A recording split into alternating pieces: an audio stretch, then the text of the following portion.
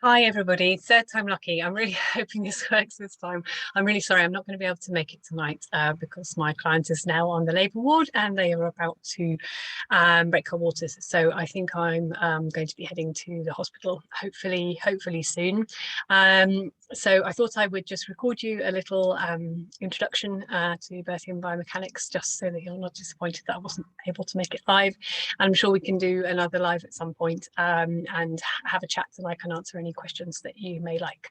So just to start off, I'll introduce myself. My name is Shelley Poulter and I qualified in osteopathic medicine and naturopathic medicine from the British College of Osteopathic Medicine, which is a bit of a mouthful, in 2005. I also qualified in modern acupuncture at the same time. I have taught massage, osteopathic and visceral osteopathic technique at the British College of Osteopathic Medicine from 2005 until 2010. And I've taught hands-on techniques to people ever since. Love teaching technique. I attended my first birth as a companion in 2007. So I have been a doula for a very long time. I love it. It makes me very happy. It's such a wonderful job. Obviously, sometimes it can be hard, but I just keep going back. Can't help myself. And I always have approached my practice as an osteopath. Osteopathy is a very logical science and I suppose alternative medical practice where you try to understand why something isn't working and then use techniques to help the area to function best, help things to function best. So I think as doulas, we're probably doing something very similar. We're understanding the physiology of birth and then how we can help to support that physiology. And with biomechanics, what we are doing is having an understanding of the anatomy and how that works and how we can help it to work its best during pregnancy and birth. Ooh, I've gone too fast there.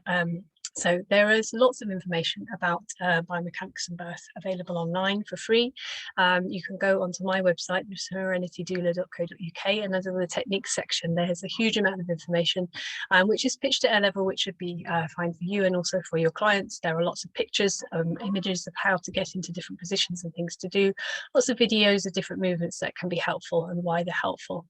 Also spinningbabies.com with Gail Tully, who's American based, and optimalbirth.co.uk, which is with the lovely Molly O'Brien, who's in this group, who is a midwife who is trying to make other midwives aware of biomechanics, because though we think it would be logical for this kind of thing to be taught in medical school to obstetricians and to midwives, because it just makes sense when you realize it, how you can simply help the anatomy with simple things, it's not something that is known about or understood. So if you're there feeling frustrated, thinking, why are the midwives not telling my client this? It's because they don't know, they haven't learned it. So encourage them to go on a course. If they interact with you and you've been on a course and you understand it, tell them to go and do a course with Molly, or come and do a course with me, or maybe try the Spinning Babies ones, which are a little bit more difficult because usually they don't have them in Europe very often. But yes, so we can get more and more people understanding simple things we can do to help both during pregnancy, but also if things are not going well in labour as well. There's also activebirthcentre.com, which is Janet Vasquez. So just a little bit about my course and what I cover. It's a really intense course. There's a lot of information there. I also have a follow-up afterwards, like a post coursework, and there I have a lot of information on a special section on my website that all of my students can join, that have videos of all the techniques, how to do them, when it's safe to do them, all that kind of thing that you can watch over again and look at if you need more information or a little reminder about what you've learned on the course. So we go over the bony anatomy of the pelvis, the ligamentous anatomy of the pelvis and the uterus, the muscular anatomy of the pelvis, understanding station, rotation and orientation, what these mean and why they're helpful for us to know about them, the terminology of birth, what is used and what it means, useful advice for pregnancy and optimal positioning, and techniques to help when labour is not progressing. So we have to remember that if we are offering advice about a technique or offering information about a technique, we are intervening in a physiological process. So it is an intervention. So it's best actually to help give people the knowledge before their birth. There's an osteopathic saying, prevention is better than cure. So if we can help to prevent a problem before it starts, we then don't have to worry about it in a birthing situation, and we can leave natural physiology and instinctive movement, hopefully, to help the birth progress, and only intervene if things aren't progressing well and the person needs help. So we have tips to recognise where the baby is and how to help, and also how we can communicate with staff, so midwives and obstetricians, to understand where the baby is with their clinical expertise in this area, so that we can then help the baby wherever they are. We talk through positions, techniques, massage, harmonics, how to use those techniques safely and at the right time, why biomechanics is important and helpful. We talk about empowering choice and freedom of movement in the birthing space. So how to communicate with medical staff if they are not wanting somebody to move. You can help with how to talk to them and explain to them why it's helpful. We also talk about positions that help at different stages in the labour and why they help, and positions that hinder at different stages in the labour and why they may hinder the progress.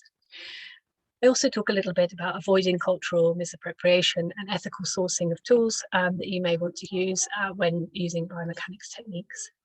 I also talk about adaptations of techniques so that you can change them if the person has an epidural, for example, or perhaps if they're hypermobile or have another condition that means they can't maybe do a full technique, or they need an adaptation of some kind. So I covered that in the course as well.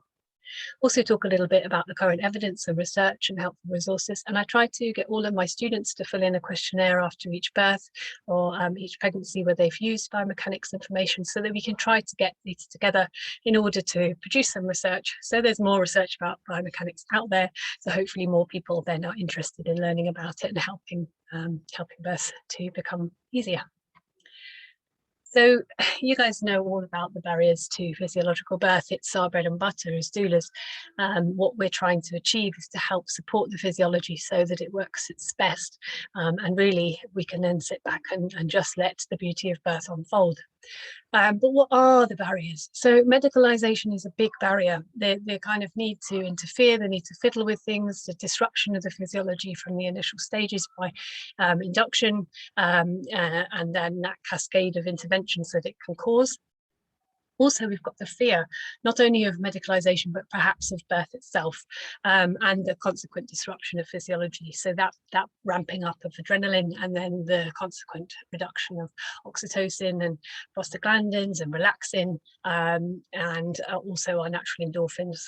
So the fear is rising. You're getting the fear, tension, pain cycle with a reduction in relaxin. The pelvis is not going to be able to move as well. The tissues are not as soft. So that's going to impact the biomechanics of how things are working. And that leads on to the biomechanical issues that can be a barrier to physiological birth. So this is the kind of thing that where as a doula you have got somebody at home, they're having the most wonderful home birth experience, everything seems to be going really well, they're having good, strong, intense contractions, you're thinking, well, they must be getting close to transition now, this has been going on a while, and then you realise that actually they're not there, they're still quite far back, or early on in the labour process, and often that can be not due to a disruptions of physiology or fear, though it can be those things, so always address those first. It can actually be a mechanical issue between the mother's pelvis and the baby, and perhaps the baby's position, or a tightness in something in the mother's body, perhaps in a ligament or the sacrum, that is not allowing the birth to happen. So often that is where learning about biomechanics can help you to help in those births where you thought, I wish there was something more I could do. There probably is, and you can come and learn about it on one of my courses. And then there's the poor unfortunate people who maybe have an overlap of more than one of those issues. So perhaps they're on the labour ward, they're really fearful and the physiology is being disrupted, and they also have a biomechanical issue. So, sometimes it's not just one thing that's causing a stall or an issue, it's a lot of things together. And what I always think the best thing to do is start with the simplest and the easiest to remedy, and the one that is the least invasive, and work your way up. So I'm going to talk a little bit about birth statistics and why that's important to know. So 15 to 30% of babies are thought to begin labour in an occiput posterior position. And if you don't know what that is, the occiput is the heavy bone at the back of your head here, and the posterior is your bottom. So it means that the back of the baby's head is facing towards the birthing person's back. Okay. 80% of babies who are in an occiput posterior position will rotate during labour to an occiput anterior position, which is generally a more favourable position for them to be born. It's easier for them to move through the last part of the pelvis in that position, which you've learned about on the course. So perhaps maybe we think, oh great, that's brilliant, 80% of them turn, so why do I need to learn biomechanics? But actually what that means is that the labour is going to be significantly longer because the baby is having to turn. It's likely to be more uncomfortable because they're not in a great position to start with, so they're compressing in places that they perhaps shouldn't be earlier on in labour. So sometimes when people get a premature, sorry, that's the wind blowing the big bang, they're getting a premature feeling of needing to push before they're fully dilated, and that's often due to an occiput posterior position and the way the baby's head is pressing on the sacrum in a bit early, and the cervix hasn't had a chance to dilate. Statistics often about reasons for Cesarean are often not helpful because Cephalopelvic Disproportion is cited on the notes, and that cephalo is to do with the head, and the disproportion is to do with the size of the head and the pelvis. Now, I think we all know that babies' heads are not going to be far too big for the pelvis that they're being born into. It just wouldn't make sense for that to be the case. So actually, it's more to do with the position of the baby's head rather than the head just being too big. So, excuse me, I've got my hair in there. Suboptimal position of the head is the most common indication for a second stage cesarean. So this is when the person is starting to push. So the main reason for why a person may need intervention such as forceps or ventouse and then that not working and then going on to cesarean. So if we can help to prevent that suboptimal head positioning, we can help to prevent those second stage cesareans, which are often the most traumatic and frightening. An occiput posterior position makes a cesarean birth 4 times more likely in both first births and subsequent births as well. So it actually doesn't matter if it's your first baby or your second, third or fourth. The occiput posterior position generally is not a great position for the baby to be in. Some people birth their babies occiput posterior absolutely fine, completely comfortably, and that's just the way that their anatomy is. But for the majority of people, occiput posterior position is not optimal. So if we can help to make space for the baby so they can move into the right position for them, we can help labour to go more smoothly.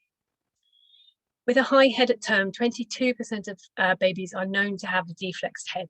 So I'm not going to give everything away here, but flexion is when the chin is tucked and deflex is when the head is extended. So if you come on my course, you'll learn why you don't want that to be the case. And you might get a little clue from these pictures here. So I'm just going to very quickly point out to you here that if you have a baby that is lying transverse, as in this picture at the bottom right, a baby cannot be born in that position because they literally cannot fit through the pelvis. So unless you can relax the tissues to help the baby to be able to turn either into a breech or a head down position, a cesarean would be necessary in that case. Okay. I've got a video here now about the bony pelvis and how you open and close it. So I'm going to press play and be quiet myself. And there's lots of information here. So it's a little snippet of things that you would learn on my course, which will hopefully entice you to want to come to join me on one.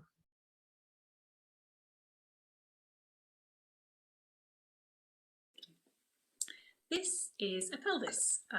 It is made up of a few bones and some joints, which I'm going to talk about with you now.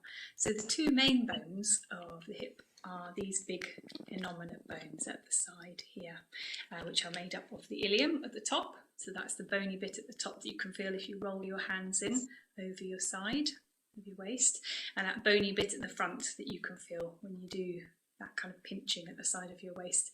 That's this anterior iliac spine at the top here. That bone runs down here to the centre to form the pubic rami, and they join together at the front with the pubic symphysis. You can see that that makes part of the pelvic inlet, that rim around there. So that's the inlet to the pelvis where the baby comes into the pelvis. It's made up of one of these large bones either side, that pubic symphysis joint at the middle, at the front, and at the back, the sacral bone, that triangular bone that you can see at the back of the pelvis there. The sacrum also has another little bit at the bottom, which is the coccyx. That's this little, even smaller triangular bone. You've got a series of triangles there coming down, and that's important and can wiggle to make space for the baby, as well as the sacrum moving to make space for the baby coming into the pelvis too. At the sides you can see the hip socket here, so this is where our hip joint is, and that's important to know because there are muscles that pass between the pelvis and the hip at various places around this area and blending up into here, the buttock muscles coming in towards the hips here. So it's actually important what our legs are doing in terms of them being open wide or closed together or twisted inwards or outwards. It has an effect on the pelvis, which I'm going to talk with you about in just a moment. So the inlet that I was showing you here at the top of the pelvis, this is the space where the baby is coming down into here. And what we want to try to do for the baby in the pelvis is to make as much space as we can. Okay, and as you can see at the inlet here, it is wider from side to side. So if babies are having trouble getting into the inlet, it's normally due to this diameter from back to front. Can you see that there? And how we can affect that is by helping the movement of the sacrum to be really free on the pelvis. The sacrum does a movement called either nutation or counter-nutation. It's a kind of nodding movement which nods around this middle axis of the sacrum here. Okay, and the nutation movement is a nodding of this top part inwards. And can you see when I do that how much it closes up that gap compared to when I do it this way? So this movement is counter-nutation and this movement is nutation. So to make space for the baby to come into the pelvis, into that inlet, we want to counter-nutate the sacrum and coccyx to make that hole much bigger for the baby to come in. As the baby's going down through the pelvis, can you see, I'll get really close to you here, can you see these two spiny bits here? These are called the ischial spines, and this is the midpoint of the pelvis where the pelvic floor is, and it's the narrowest part of your pelvis that the baby has to navigate their way through. And you can see at this point in the pelvis that the side to side distance is quite small, and that front to back distance is also quite small. So actually the biggest space for the baby here is in a diagonal there. Okay, so the diagonal space is the largest, and this is why the baby twists when they're on the pelvic floor, and the way that the pelvic floor is shaped like a buttonhole helps to twist the baby around when the head comes down onto the cervix and onto the pelvic floor there, to twist them to fit through that space. And that's why movement is really helpful in labour, because if we are moving the body and the pelvis, we're helping make space for the baby to come down. It's also where gravity is really helpful, because if you are lying on your back, you can see that your baby actually has to come uphill and then go down and then twist whilst they're being weighted down to turn. Whereas if your body is upright, okay, and your baby is coming in, they are heading downhill like a slide, so they're going down the hill rather than having to come up and over it. And also that weight of gravity is helping to draw them down, so it makes less effort for you and for your baby for them to come through the pelvis. So that's why you want to be upright. And when you're moving, okay, you're shifting these bones with the movement of your hips. I mean, they don't move as much as this pelvis is moving at the moment, but they do. You can increase the diameters by about 2 centimetres at various parts in the pelvis by doing different movements. And if you think about how those spaces are shaped, 2 centimetres is quite a big difference in that space, and so can make labour much more comfortable for you and for your baby, and a lot easier passage for the baby to come through. So when the baby's coming in the inlet, we are wanting to increase the space front to back usually. As I said, when they are at this mid-pelvis, we need that diagonal space for them to wiggle through, and we need them to turn their head a little bit so that they are then facing directly backwards. Actually is the smallest diameter for the head to get through, which is great. And when we are in the mid-pelvis, often shifting things side to side, so doing side-to-side movements like lunges is really helpful. Can you see how it's wiggling those ischial spines and wiggling that sacrum a little bit to help the baby to settle down and make a bit more space for them to come through. Then we come to the outlet of the pelvis here. Okay, and you can see that the outlet here is formed by this pubic arch, the outlet to the bony pelvis, that is this pubic arch here, around by the bottom of these ischial spines here, and you've got a really strong ligaments coming here called the sacrotuberous ligaments. And the sacrospinous ligaments. So the sacrotuberous comes from this tuberosity to the sacrum, and the sacrospinous comes from this ischial spine to the sacrum here, and they're thick bands of ligament there. So we want those to be free and loose and able to move so that our sacrum can open the door so the baby can come through. See, if those are tight and the sacrum is held there, that you see how much smaller that space can be, or how much larger that space can be. And again, if we are upright and forward, it helps that space to fall open and for the baby to come out more easily. Okay, and you can see that if you are on your back on a bed, your sacrum is firmly held there. It cannot move down. Your coccyx can't move down out of the way because there's the pressure of the bed underneath it, which means that it's far more uncomfortable for you. Your baby's having to go uphill again to come out, so it's going to be more uncomfortable for your baby. And that pressure downwards as the baby's head is coming through is uncomfortable for you both and makes the space a lot smaller. By being and choosing an upright position, and it doesn't have to be standing, you can be on all fours or kneeling or doing a kind of a side lunge, that sacrum and coccyx can just move out of the way and really increase that space. So from that tiny space to a really big space, make it a lot easier. Now, I also wanted to say to you a little bit about the rotation of the femur. So I've got my other spine and pelvis here that I just wanted to show you. So this is a male pelvis, so the outlet is much smaller. It's not designed to fit a baby, so it looks a little bit of a different shape. So the spaces look a lot narrower, but don't worry about that. So what I wanted to talk to you about here was these femur, the legs. So these are the tops of your thigh bones. They're just very short here, just as a demonstration model. But in conjunction with that movement, that nodding of the sacrum and the coccyx, the nutation and the counter nutation, it affects the ilia either side. So as we are getting a nodding forward of the sacrum here, we get a movement of the ilia at the same time.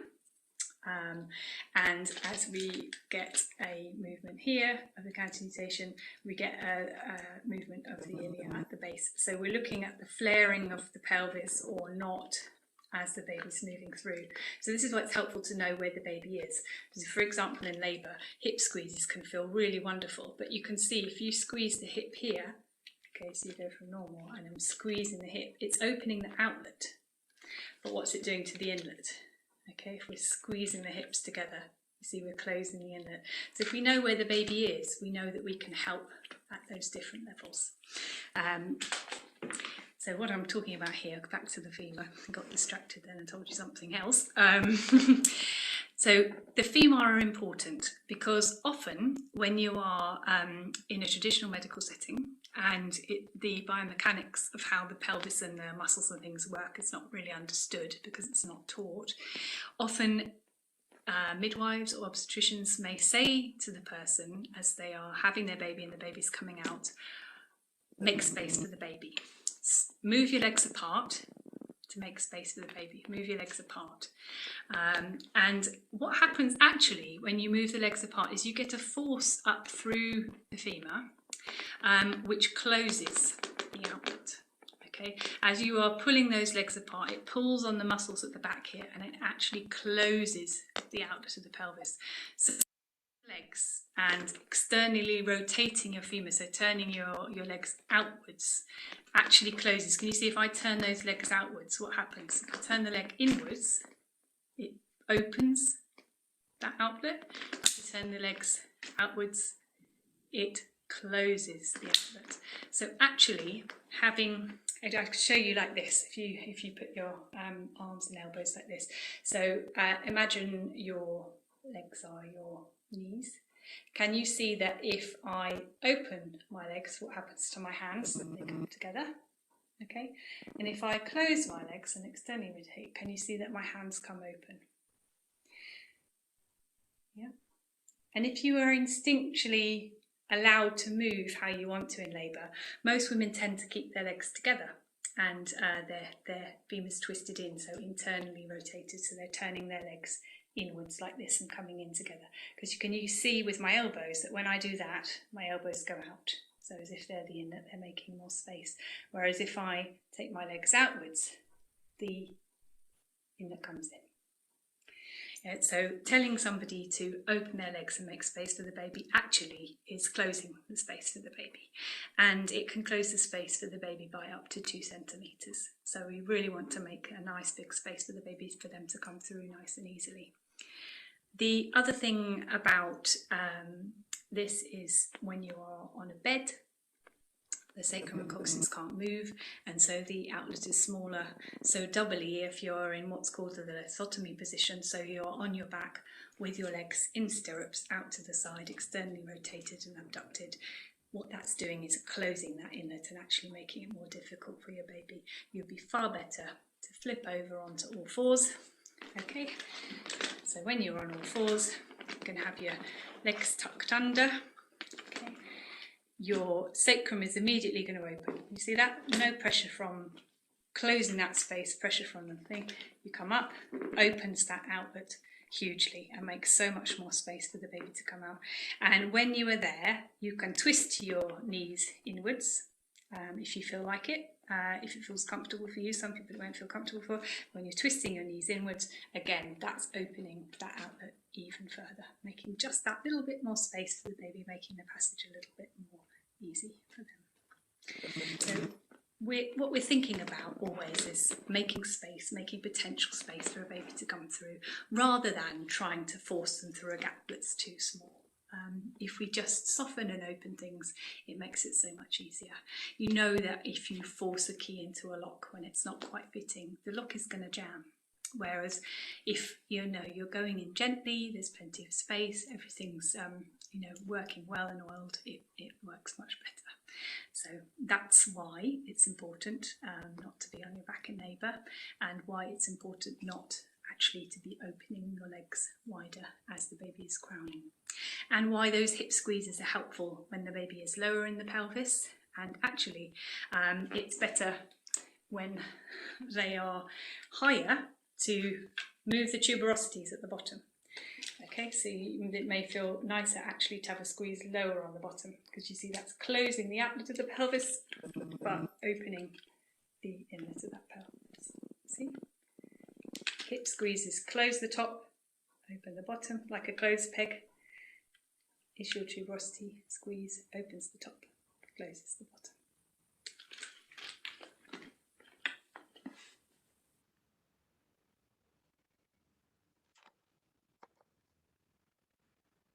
Okay, so I hope you found that helpful, everybody. If we now go on to just letting you know when my next course dates are, just in case you thought, oh, those little snippets of information sound like something I would like to learn more about. So at the moment, my courses are currently on Zoom.